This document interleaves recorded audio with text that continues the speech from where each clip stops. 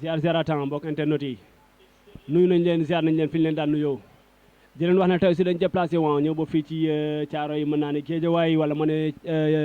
Minam ci seen émission victoire après combat tey maa ngi ñëw seet si kan mbër xiif bëre na yàggul semaine passée bëre na wane boppam au stade Iba Mar Diop ci cadre boobu ci lañ déplacé wu tey ñëw fas yéene séq ak moom waxtaan puisque sama gars yi damay faral di wax naan mbër bu ndaw bi mooy maa ngi doon mbër bu mag waaye kii ma ñëw seet si tey da koo mën waaye da koo mat maanaam dafa mën a bëri waaye dafa mat mbër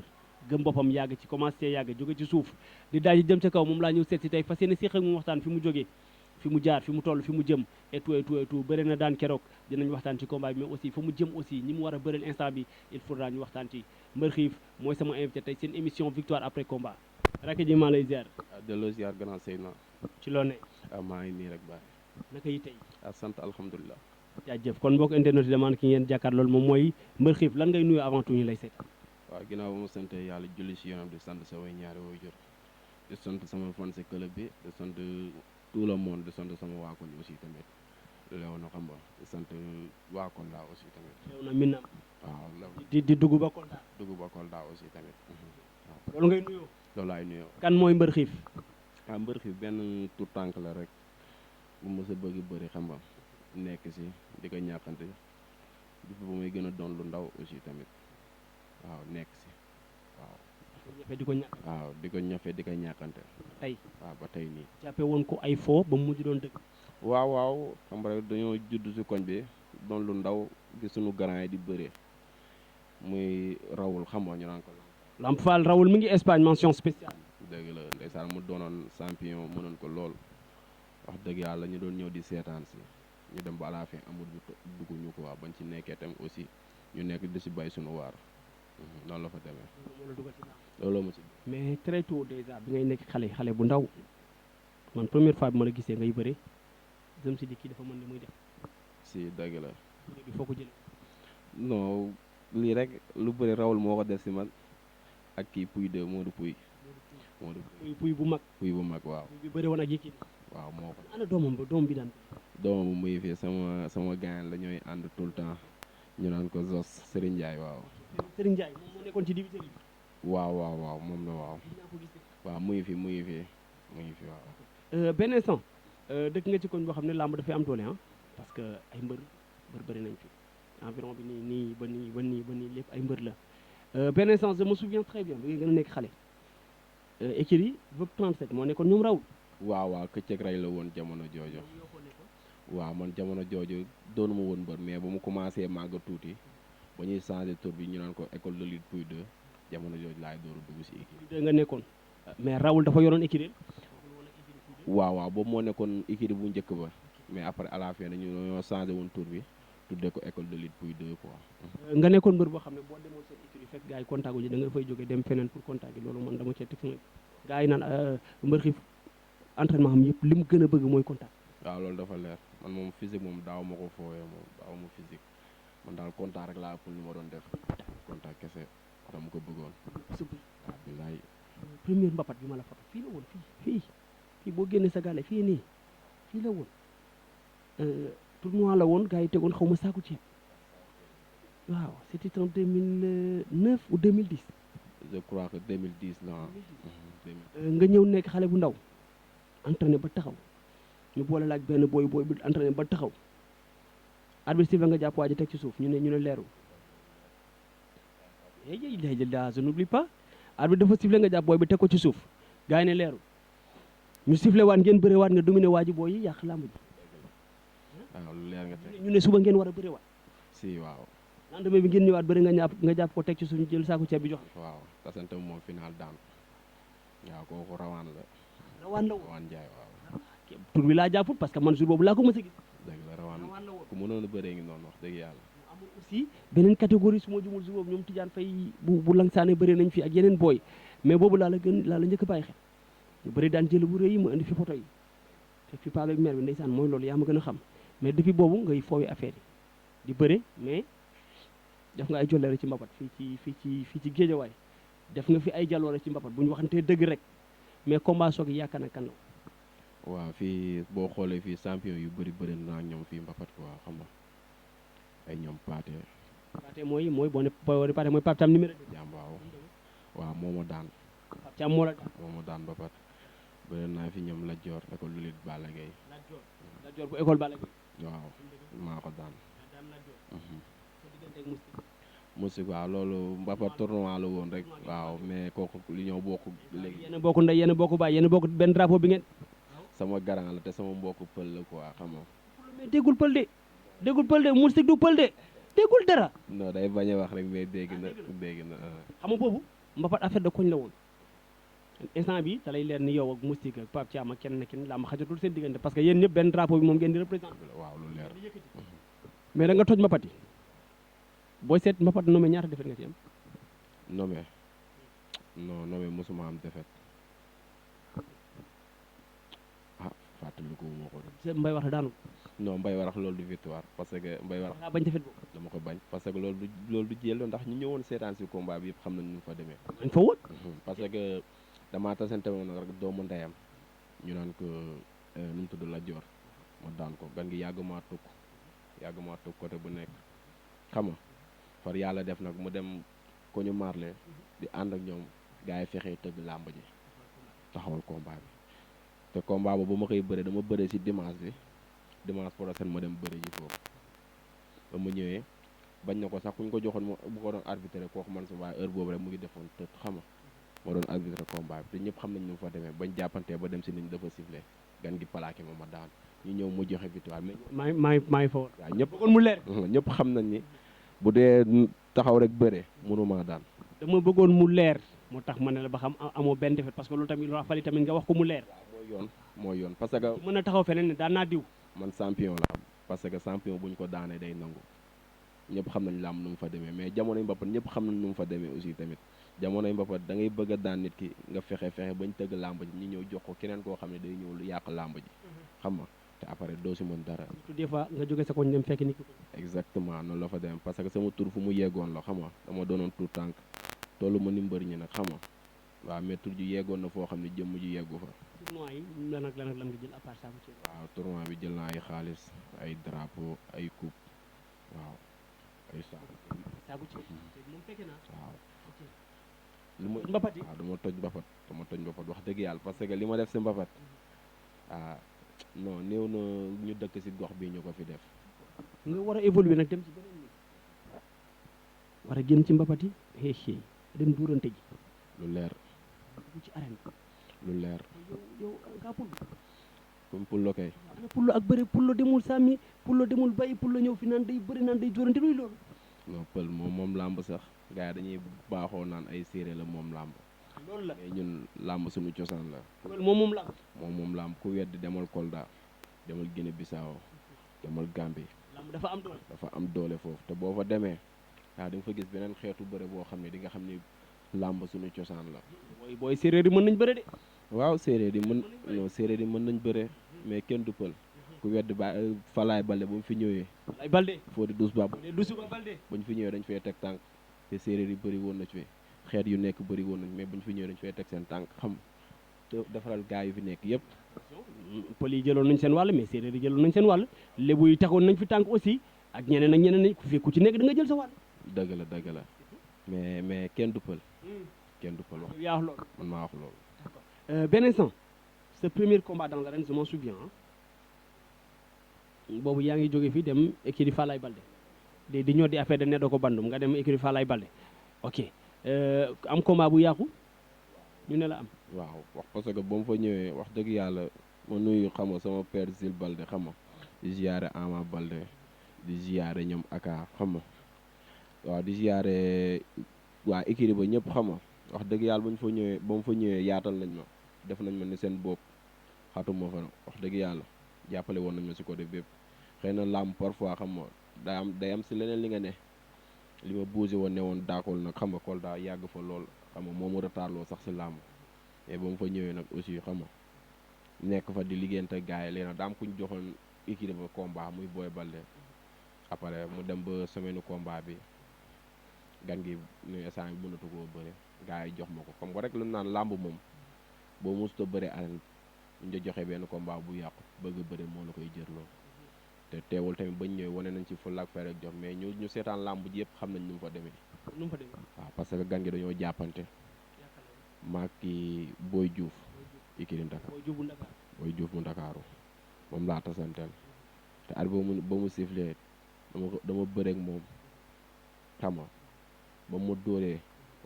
dama ko solee dama ko sànni ba ma ko sànnee ma daw fekk ji ko ba ma ko dawee fekk ji nag mel lu ko dugg ma déclenché mbot ma wéer ko ba mu ko wéeree sama conc bi kese moo tegu si suuf moom lu ko dalee fees bi ak fii ngemb li fii yëpp suuf la mais bañ jógee ñu foog ne sax arbitre bi daf may jox victoire wala mu woote waat arbitre bi jox ko victoire xam nga foofu erreur arbitre noonu la fa dem man sax waxoon nañ ma pour ma def recours mais ñëpp xam nañ làmb dafa metti surtout ñun booyu ndaw yi nii suñu làmb dafa metti barki Alxuraan luñ la fay xam nga war a yëkkatiwaat beneen 25 def ko recours waaw parce que ba ma waxtaanee ak ñu ma war a waxtaan dañ ma ne boo defee recours da ngay am dara mais man dama xam ni man ndaw laa te lu ma dese si làmb dafa bëri te maa ngi door a dugg xam nga comme lii bu ñëwee dañ koy sante yàlla ñoom comme koy defar lañ ñu ko jox ñu santee ko yàlla nangu lool. kon sa premier combat arrêté. sama premier combat. dem si yàlla si Abibulaye Jules Baldé Junior mos nañ taxaw mu ne mbër xiif ak a mën a bëri moom mbër xiif dafa mën a bëri. billaay ndeysaan kooku. mi ma tiim dara du question li ma toog yow de billahi wallahi dañ taxaw mu ne ma mbër xiif ak a mën a bëri. billaay non kenn du kooku. deme na ndaw. billaay kooku dama naan la kooku nit gënu ko ndax nekkoon na koo xam ne dafa oyof bu ngeen xamante tey xoolal su ngeen tasee moom moo lay njëkk a nuyu ndax oyofam barki Alxuraan mu nekk ku baax. sa premier combat face à Boy Diouf jox nañ ko victoire de combat bi tàqal na suuf yow déposé woo recours moom lañ jox victoire nga toog quelques années. waaw ma toogoon quelques années après nag xam nga rek combat bu mu si jógee sama waa koñ xam nga rek foo génn gaa la naa ñibbi si quoi parce que làmb dafa toll moment boo xam ne làmb affaire de koñ la donte sax mun nga nekk beneen gox gaa yi bëgg la lool mais parfois day laaj nga ñibbisi waaw parce que boo ñibbisee ngay gën a xam luy làmb quoi ngay gën a dund làmb te tamit nit ki moom amoo lul ñi nga dëkkal ak ñu la yëg ak say mbokk wax dëgg yàlla bu ñu waxtaanee ak man tamit aussi ma nangul leen ko ma ñibbisi sama koñ ma ñëw école de lutte Jimbori. Jimbori ci père Jimbori écurie boo xam ne sa biir koñ la. lu leer falaa dellu sa deuxième combat arène fa nga ko bëri. sama deuxième combat falaa ko bëri. père Jimbori encadré la Marley Aliou Sera.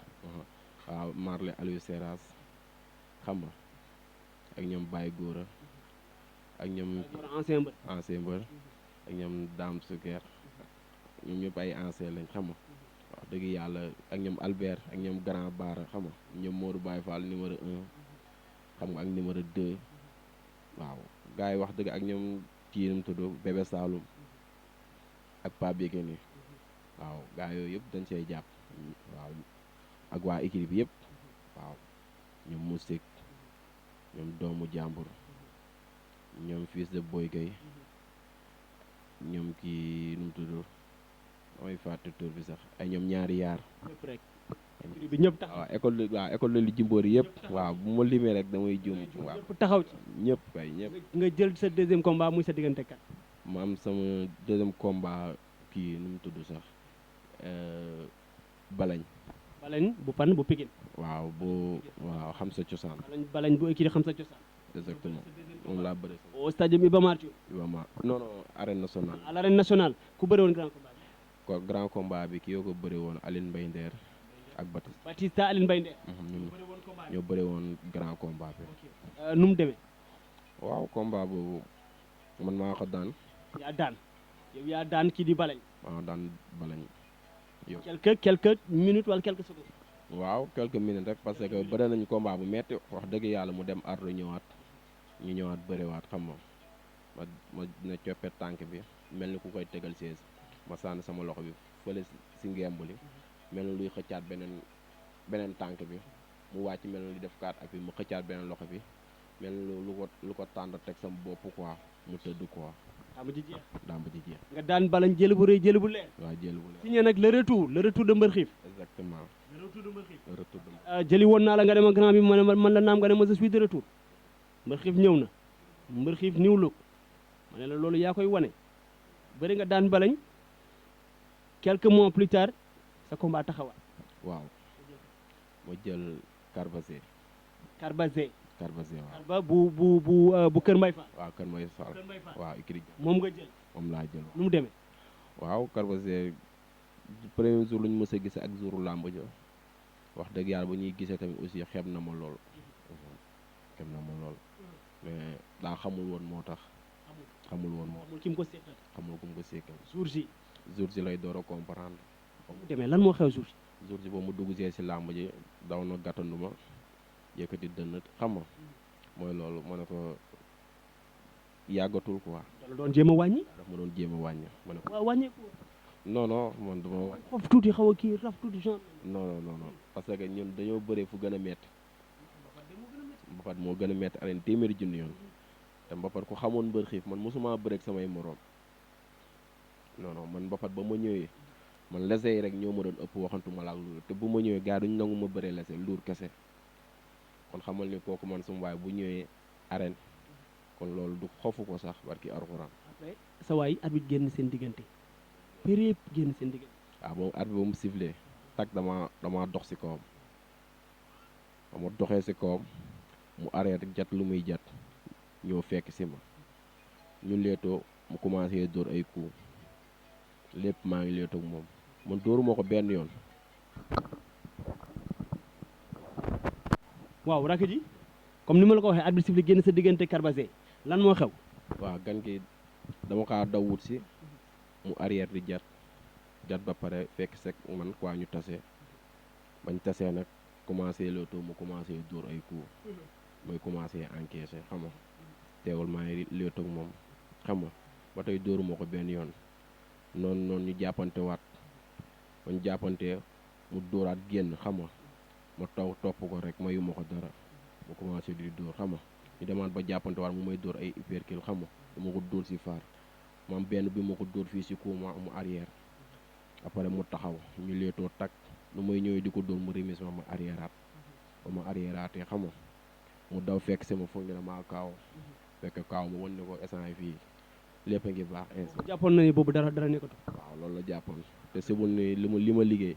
loolu yëngalu ma barki yàlla moo tax après ma daw wut si waat ko mu xamee ne fii baaxul ñuy dóorante noonu ma daw mel lu koy genre prise noonu sànni loxo bi laa dawee jël si suuf mais ndaanaan la nag ma dawee jël si suuf ma dem paqueté ñaari tànk yi ànd mu reculer. paqueté reculer na. ndaanaan la bu doon woon ndaanaan si sensé day daanu mais. dafa reculer daanu si suuf. waaw parce que xam naa ne ndaanaan la.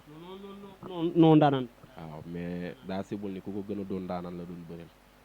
ndaanaan la mais ku ko gën a doon ndaanaan la doon bëreel. booy nag man waaw yaa booy yi la man du ma ak yow boo dee ndaanaan ak yooyu noonu booy ñu ngi lay xaar ay booy yu teeg ñoo fi nekk instant bi nii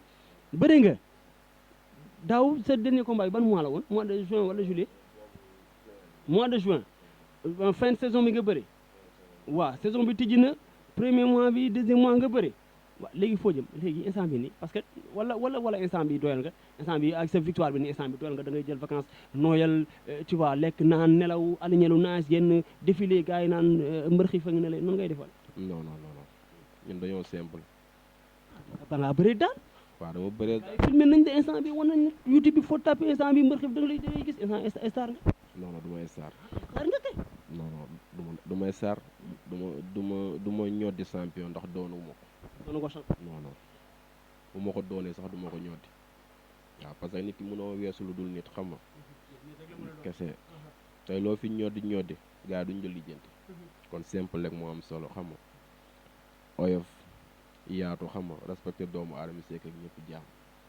parce que tey boo xewlee ñooy ñëw boo fi ñoddee leen gars yi dañuy dem bàyyi la kon ñun duñ ñoddi lool ñun dañuy def tekk ak tey rek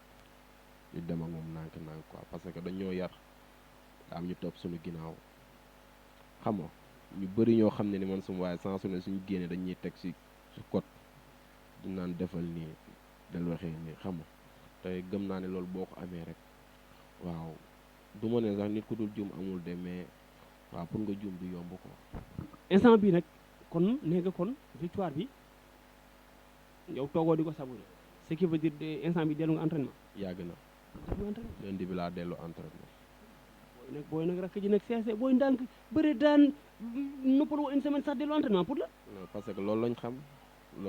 dañoo yàgg bëre di daan nga ku yàgg bëri di daan moom bu daane day mel ni comme dab rek xamal loolu la ñuy jàpp quoi noonu la fa dem. benn instant dellu nga entraînement di waajal kon instant bii nii ñoo ngi mois de janvier février mars ku la joxaat combat nga jël. déggoo ma ku ma joxoon balaa weer bi di dee sax ma jël. combat nii nii. combat nii nii. prévoir nga pour un combat. yàgg na man keroog ku ma xool si xool ku xam entraînement dëgg boo ma xoolee da ngay xam ne kii dafa liggéey ba ngeer barki arxuraan te combat bi dama see daj lool ak loolu barki arxuraan dama doon entraîné suba ak ngoon barki yàlla di jàng xeex lu naan nag parfois li ngay jàng boo ñëwee doo ko tari mais combat dama see daj lu metti barki arxuraan bilaay dama jóge fii dem fii ba Kolda ànd ak sama gayan bi sama kët si la sama gayan la kii mooy solo waaw solo waaw sama lépp la moo may jàngal xeex moo may sottil cumbukaay maa ngi moom du tey démb la woon wax dëgg yàlla mu nekk ku baax ku yaatu ku oyof bëgg ma rek te yàlla tax bàyyi fi yitteem xam nga bàyyi fi joobam ñëw ànd ak man yëkkati xaalisam ñu dem ba Kolda barki yàlla mu yëkkati xaalisam waaw di ma jàppale si yu bëree bëri ñuy ànd